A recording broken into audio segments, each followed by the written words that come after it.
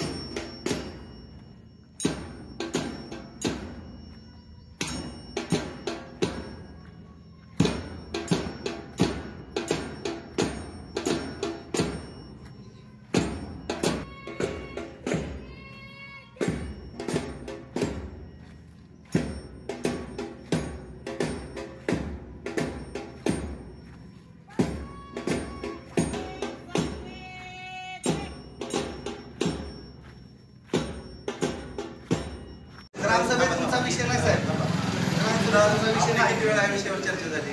तुम्ही ग्रामस्थ नाही गावचा, तुमच्या मांडणात गावचं आणि लोकांचं नुकसान 1000 वेळा सांगितलं, तर तो विषय